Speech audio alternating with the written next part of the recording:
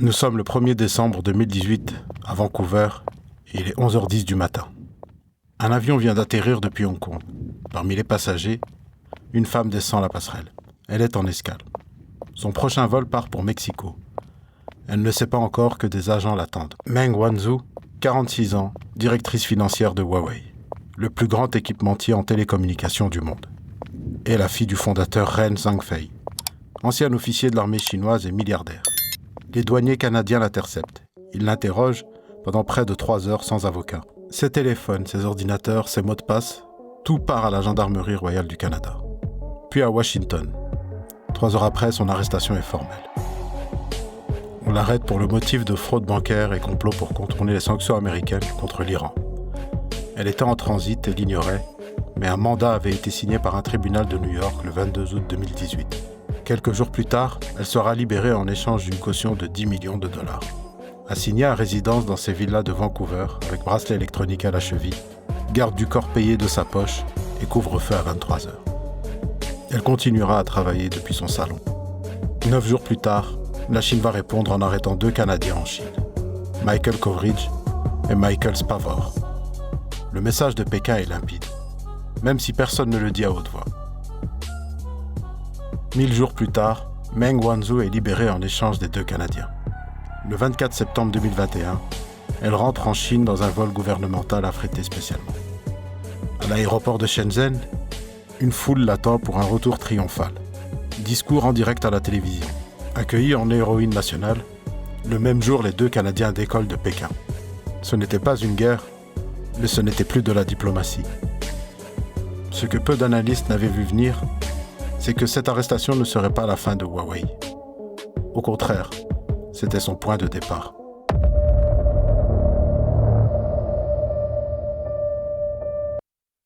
Pour comprendre pourquoi Washington est allé aussi loin, il faut comprendre ce qu'était Huawei avant que tout ça ne commence. À la fin des années 2010, Huawei c'est l'un des 2 plus grands fabricants d'équipements de télécom du monde, avec Ericsson et Nokia.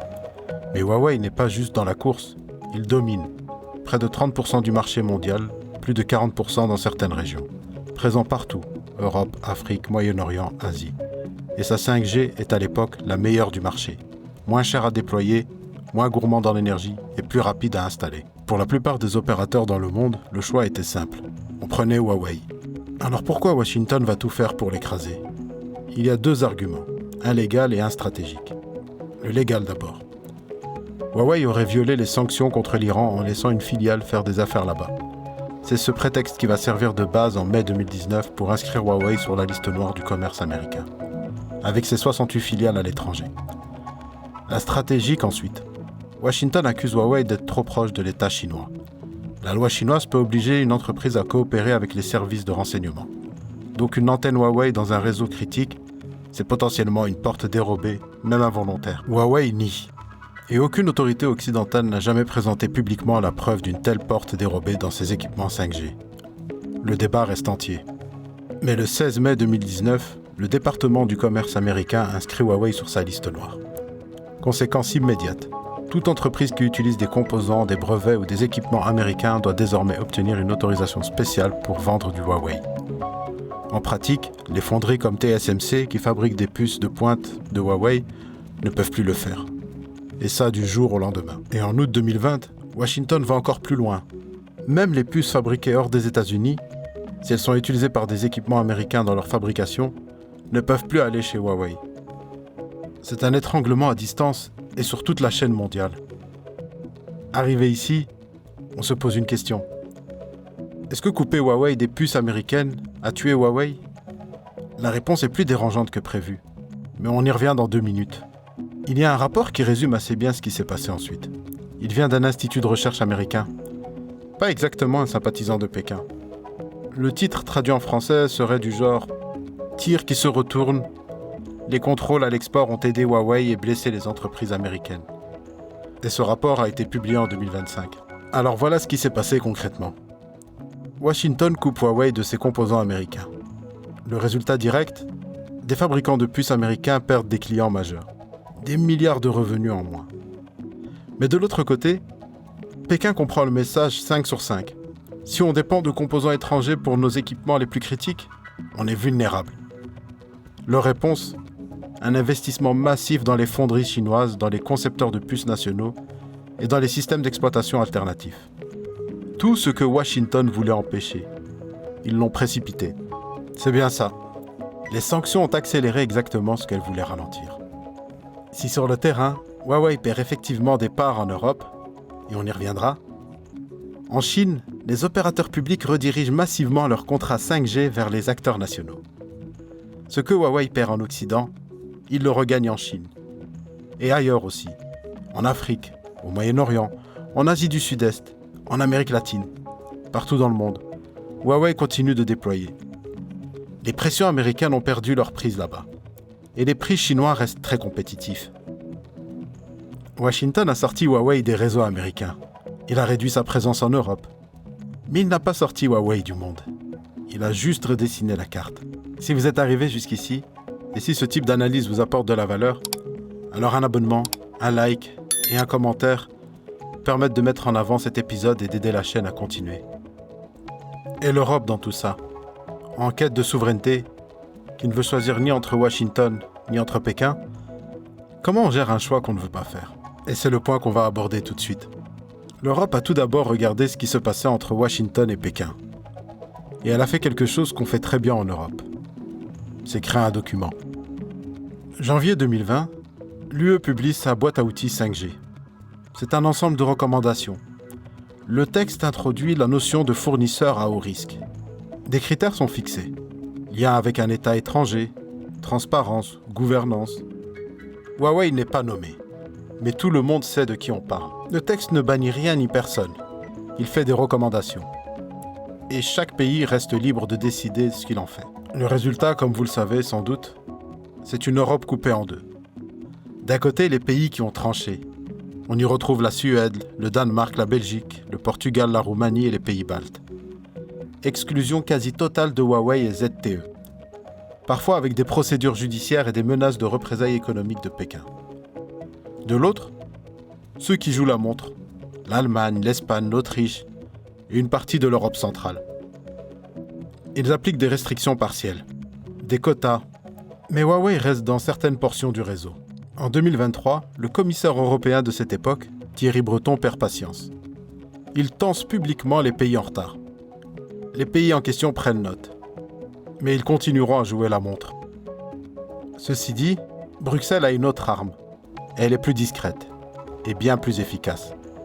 C'est celui de l'argent. Depuis 2023, l'Union européenne commence à couper les financements européens pour les opérateurs qui achètent chez des fournisseurs à haut risque. La Banque européenne d'investissement, le Fonds de cohésion, et pour le prochain budget 2028-2034, la règle envisagée est simple. Pas d'argent européen pour les fournisseurs à haut risque. Ce n'est pas une interdiction. C'est encore mieux. C'est un garrot financier. Et ça marche. La part de marché des équipementiers chinois dans les réseaux européens est passée de 40 à 25% en 5 ans, sans jamais prononcer le mot interdit. L'Europe a réussi quelque chose de rare.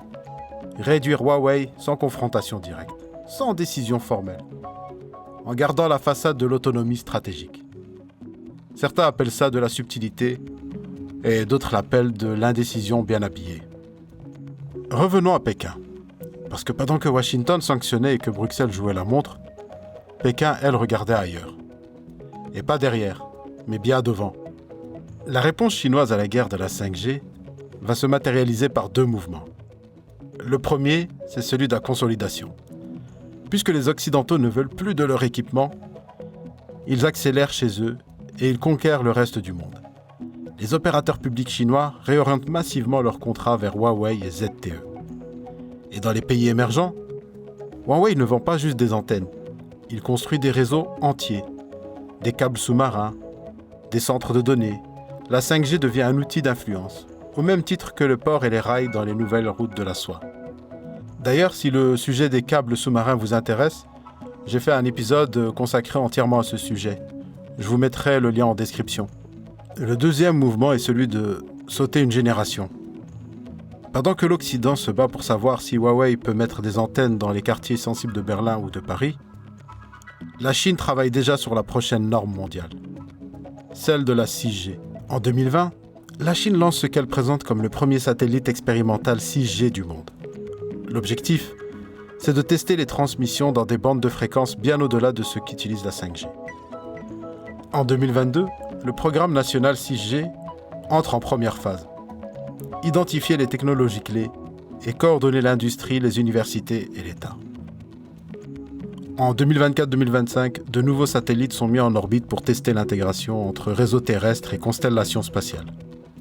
Un réseau qui couvrirait en même temps les villes, les zones rurales, les océans et les espaces aériens. En janvier 2026, le gouvernement chinois annonce que la première phase de test est terminée. Plus de 300 briques technologiques identifiées. La deuxième phase est lancée.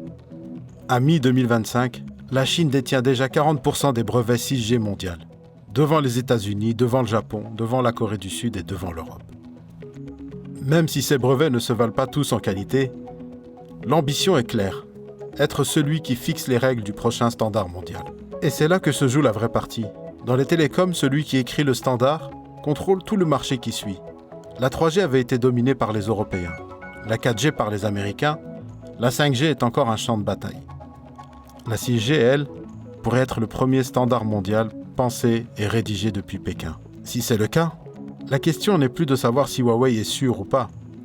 La question devient, qui va écrire les règles des réseaux du futur ? Qui va contrôler l'infrastructure qui relie le ciel, la terre et les océans ? Et l'Europe, sera-t-elle réduite à choisir entre deux normes qu'elle n'aura pas écrites ? Alors voilà ce que je retiens de cette affaire. 3 signaux. Le premier signal, les sanctions comme accélérateur involontaire. Quand vous coupez un acteur de vos technologies, vous lui donnez une raison urgente de développer les siennes. Washington voulait ralentir Huawei, il a fabriqué l'urgence qui a accéléré l'industrie des puces chinoises, comme c'est souvent le cas. Deuxième signal, la guerre des normes prime sur la guerre des équipements. Peu importe qui fabrique les antennes, si c'est vous qui décidez comment elles fonctionnent. La bataille 5G était une bataille d'équipement. La bataille 6G, elle, est une bataille de règles. Ce n'est pas la même chose. Enfin, le troisième signal, l'Europe joue en défense. Elle a réduit Huawei sans l'interdire. C'est habile. Mais elle ne produit pas d'alternative crédible à l'échelle mondiale. Ericsson et Nokia sont de bons équipementiers, mais ils ne sont pas en position de dominer le standard 6G. Nous arrivons tout doucement à la fin de cet épisode. Et je vous laisse avec une question. Pensez-vous que la Chine va dominer les équipements 6G du futur ? Ou alors que les États-Unis vont réussir à combler leur retard ? Ou que l'Europe aura un sursaut ? Votre avis m'intéresse et je serais curieux de voir ce que vous en pensez dans les commentaires. L'arrestation de Meng Wanzhou était censée être un signal de force. Elle l'a été. Mais elle a aussi montré à Pékin très clairement ce que coûte de dépendre des technologies étrangères pour ses équipements les plus critiques. La Chine a pris note et elle a agi. Ce que vous en faites, c'est un choix stratégique, pas un choix idéologique. Je vous dis à la semaine prochaine et comme chaque fois, ne suivez pas les tendances. Maîtrisez-les.